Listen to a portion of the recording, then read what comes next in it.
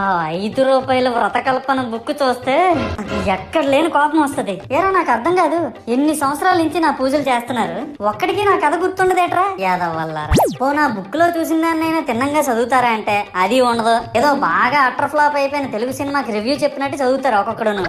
ఇంకా తర్వాత 9 రాత్రుల పాటు నాకు ఎన్ని సినిమాలు చూపించాలో అన్ని సినిమాలు చూపిస్తారా.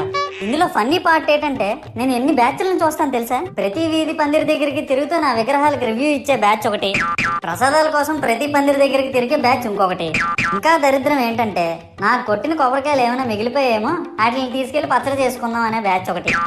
ఇవన్నీ చూస్తూ 9 రాత్రులు గడిపాక సరేలే సాయంత్రం అనిపిస్తారులే అని కాలు మీద కాలు వేసుకొని కూర్చుంటే అప్పుడు మొదలవుతాదిరా నా నిమజ్జనం వ్యాన్ ముందు 90 వేసి నాగిని డాన్స్ చేస్తారు. అంటే నాకు అర్థం కాదు, 9 రోజులు వాళ్ళతో కలిసి ఉన్నానని నన్ను కూడా వాళ్ళ ఫ్రెండ్ లా ట్రీట్ చేస్తారా ఏంటి? అబ్బా అబ్బా అబ్బా అబ్బా, మునిగినంత వరకు మనశ్శాంతం.